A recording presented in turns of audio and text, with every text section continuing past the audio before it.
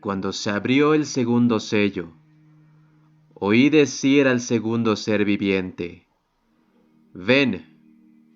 Entonces salió un caballo rojo, y el que lo montaba portaba una espada enorme, y se le concedió el poder de quitar de la tierra la paz, para que los hombres se degollaran los unos a los otros. Apocalipsis 6:3-4. Bienvenidos sean a un nuevo video de Warhammer 40.000. Hoy hablaremos del Ángel Rojo, hijo caído de Baal.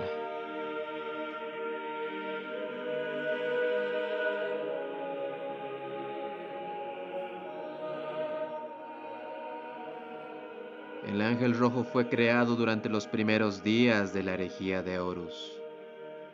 Al poseer el cuerpo del hermano Meros, un boticario minoris, un medicae en esos tiempos, que sirvió en la 9ª compañía de la Legión de los Ángeles Sangrientos, bajo el mando del Capitán Furio, durante la Gran Cruzada y la herejía de Horus. Inicialmente Meros era un simple astarte de línea, con un servicio sólido aunque corriente. Pero más tarde, y durante los primeros días de la herejía del architraidor, su destino se entrelazaría inextricablemente con el de su legión, su primarca Sanguinius y la terrible campaña de Cygnus.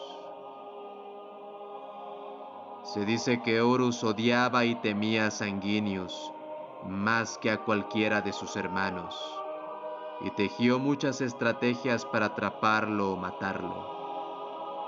Y aunque todas fracasaron, en un esfuerzo por debilitar y dividir a las fuerzas leales, el Señor de la Guerra encargó a la Legión de los Ángeles Sangrientos la ardua tarea de limpiar el Cumulus Cygnus, un sistema estelar triple del Segmentum Ultima que se encontraba cerca del centro galáctico. Se ordenó a la Legión de Sanguíneos que limpiara los 7 mundos y las 15 lunas del Cumulus Cygnus de todos los invasores alienígenas y liberara a los humanos de sus señores opresores. Sin darse cuenta de la perfidia del Señor de la Guerra, Sanguinius, honesto y amable, obedeció voluntariamente a su hermano primarca e inmediatamente partió hacia esta volátil región del espacio. Y sin que los ángeles sangrientos lo supieran, estaban caminando a ciegas hacia una trampa mortal, ya que el Cumulus Cygnus había caído presa de los agentes de los poderes ruinosos y se había convertido en un verdadero reino del caos, un sistema de mundos demoníacos infernales bajo el gobierno de un gran demonio de Slanesh, conocido como Kiris el Perverso.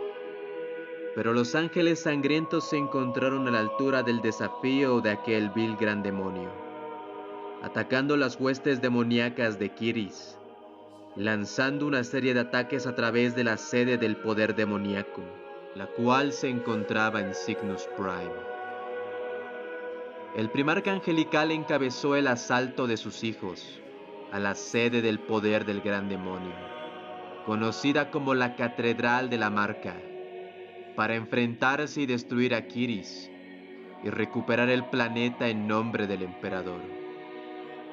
Cuando el primarca fue derribado por Kavanda, un gran demonio de Khorne, los ángeles sangrientos fueron consumidos por una furia ciega que los llevó a la de un berserker mientras cargaban contra las hordas demoníacas. En su locura destrozaron todas estas. Un pequeño grupo de antiguos bibliotecarios utilizó sus habilidades psíquicas combinadas para curar a su primarca y despertarlo de su sopor oscuro, sacándolo del borde del abismo.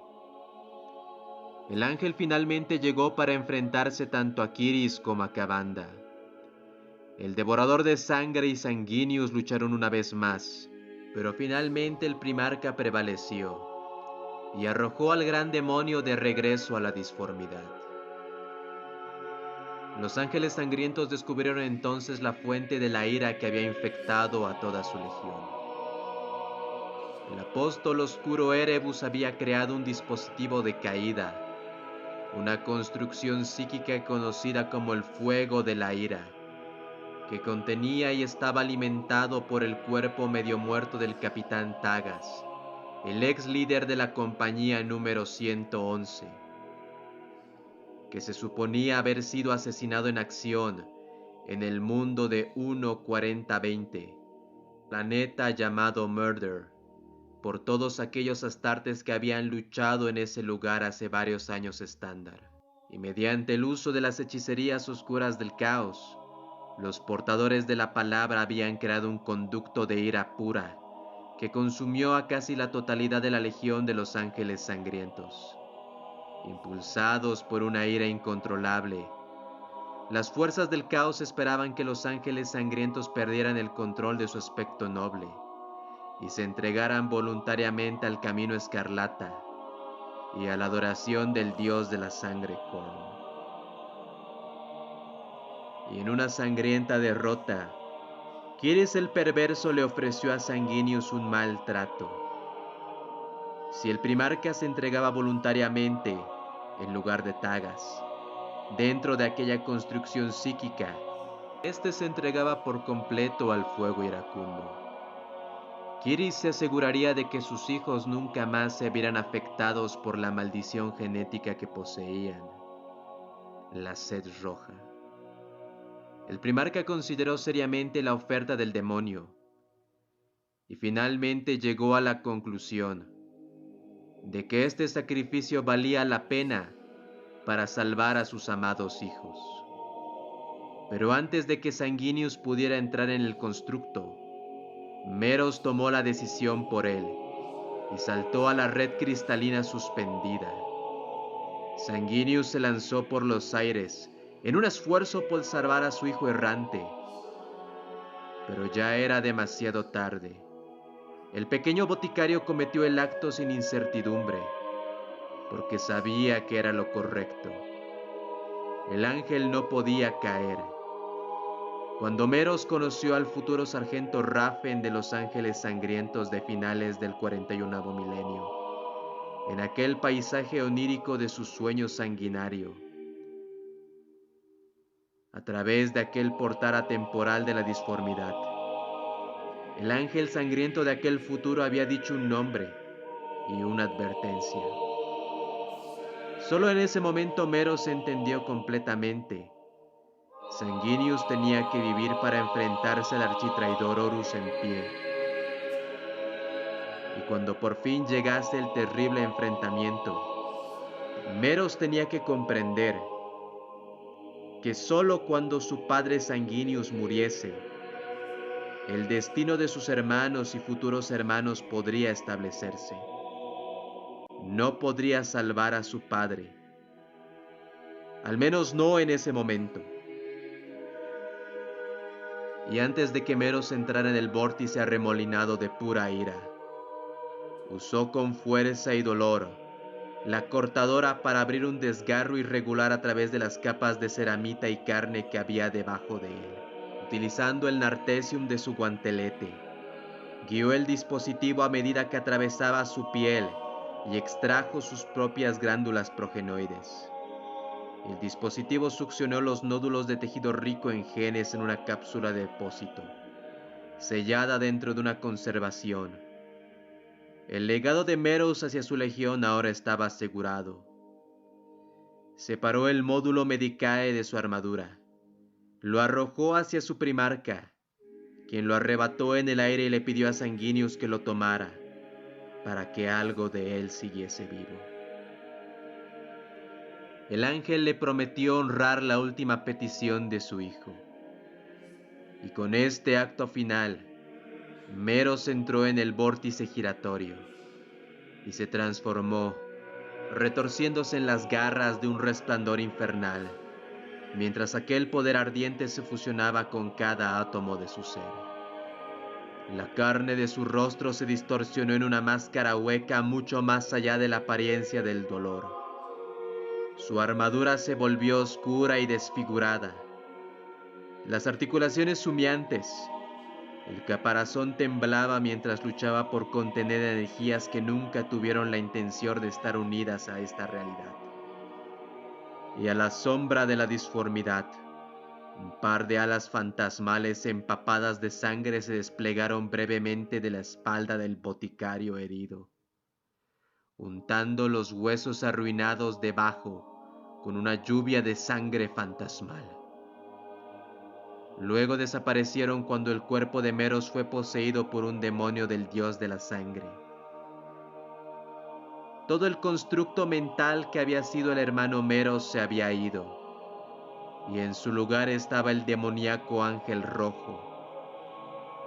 Aquel ente se enfrentó a Sanguinius, exigiéndole que soltara a su hijo.